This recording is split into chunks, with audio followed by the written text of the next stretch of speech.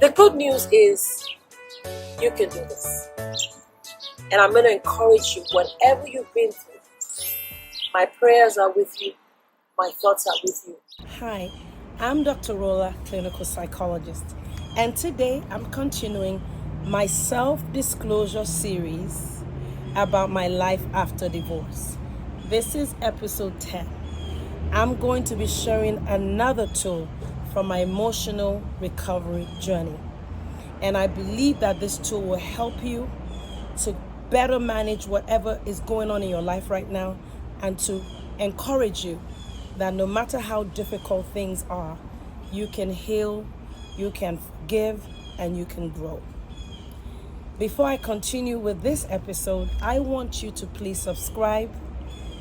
Give your girl some support by subscribing and pressing that notification bell so that you can see my videos as soon as I release them. Also, I want you to follow me, please, on social media at Ask Dr. Rolla, AskDrRolla. So let's talk about this new tool, episode 10. The new tool is Duck and Dive. Duck and Dive. I looked up the meaning of duck and dive. I knew that was what I wanted to do, but I wanted to look at the meaning just in the dictionary. To cleverly do everything you can in order to succeed and to avoid a situation even if it may be dishonest. Obviously, I'm not asking you to be dishonest, but duck and diving is about being clever.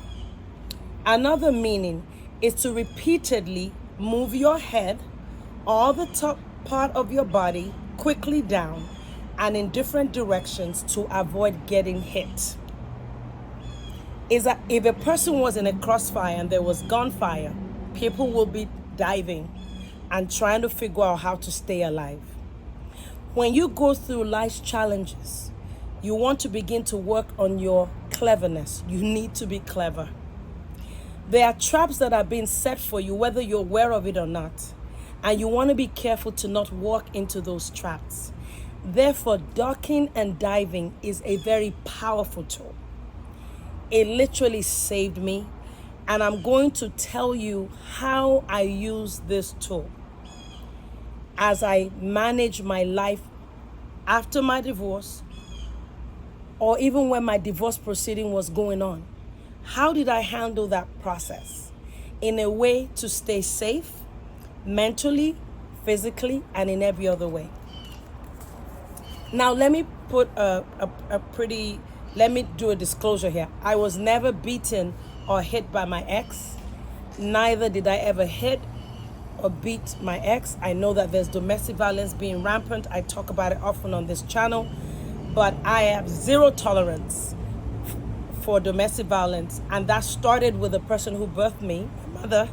She hated domestic violence and she passed that on. I do not believe in a man hitting a woman, and I do not believe in a woman hitting a man under any circumstances. So my attitude has always been, I deserve to be in jail if I hit somebody, and the person who hits me deserves to be in jail. So when I said stay safe physically, I don't want to send a wrong image or impression about my marriage. There was no domestic violence in my marriage. So, how did I duck and dive for my emotional recovery journey? The number one rule is I hired an attorney. And I know a lot of people are very, very wary of this. Oh my God, I can't believe it. You're hiring an attorney, it must be so bad. The attorney's assignment is to carry some of the baggage and the junk that you have to deal with in the legal system. If you're going through a difficult time, you cannot handle everything on your own. And you need to be aware of how much you can actually handle. So I told my attorney when I hired him, his first name is Ron, of blessed memory, he's passed on now. Ron, your assignment is to help me to be mentally sane. I loved my husband. I've known him since I was a kid. If you want to know a little bit more about why I decided to do this series, go to episode 1. But for that reason, Being fully engaged in all the information and the filing of the papers and what was written in there, I knew was going to be too overwhelming for me. I needed somebody else to be the gatekeeper, and then they can filter what I need to know to me. You want to be careful to make sure you're not overly loaded with negative information that could impact you for a long time and make it difficult for you to function. The second thing I did is I followed all court orders, which means wherever my children need to be seen by their dad, or visitation with their dad, they were seen by their dad. I don't have time for drama. People get overly dramatic, forget that the legal arena doesn't care about your emotions, doesn't care what you went through. They're there to do it from a legal standpoint. So I separated my emotions from the legal arena so that I don't walk into a trap. If you disobey a court order, you're going to be in trouble. You may be the best parent ever, but if you become in violation of the legal system, you could be walking into a trap. And even though it is not in your character to misbehave, the way the system perceives you and that how that affects you as a parent is critical. All court orders were respected. Another thing is that I also made sure that every time I react to somebody, I'm asking myself, am I reacting to them because of my divorce, and am I reacting to them based on what I am handling? When we duck and dive, we're trying to avoid causing harm coming to us. We're trying to avoid being hit. I've been hit with my divorce. I'm not going to be in a place where I'm going to be constantly being hit. If you're not careful, you could be hit with a divorce, be hit with unemployment, be hit with all kind of stuff. I am not going to align with any dark forces that is working against me to work against myself. So I measure my reaction to every situation I come across. If I need to vent, I might call my mom, call my brother, scream and all. But when it comes to dealing with people, to vent, to get it off my chest. But when it comes to dealing with people outside my immediate trusted circle, absolutely not. I made sure that my reaction and the way I present myself is very measured. Even though I'm upset, that does not give me a reason to go off and cause me to harm other aspects of my life because of the divorce. So ducking and diving means I'm controlling myself. I'm being clever. I'm watching how I'm acting to make sure that I'm not walking into any traps. The other thing I did too was made clear plans to avoid confrontation. Some of us, because we're so hurt because of what we've had to deal with, we get in the way and we start fighting people who've hurt us, and we do it in a confrontational way. And it can open doors to more problems, like legal issues, drama. You become the talk of the town. I made up my mind when my divorce happened. Baby girl, this is not going to be a reality show. My life is too important to be talked about by everyone. So I reduced confrontation. When I moved out of my matrimonial home, I'm sharing confidential things with you now so you can also hopefully apply to your own life. When I moved out, my children did not witness me moving out. It was well planned in such a way to avoid confrontation. That is part of this duck and dive tool, how to use it. Another area that was very important for me as well is I paid attention to the people I talked to. Even people that I trusted for years. When I share a little bit about what's going on with me, or they become aware of it, the way they react, their body language, their comments and all, I pay attention. The moment I see that they're getting dramatic about it, or they're just here to seek information and they're not interested in my well-being, I cut them off my list. I don't hate them, but in this process, I'm in a battlefield. I don't have time to play with you. I don't have time for little talk that has nothing to benefit me.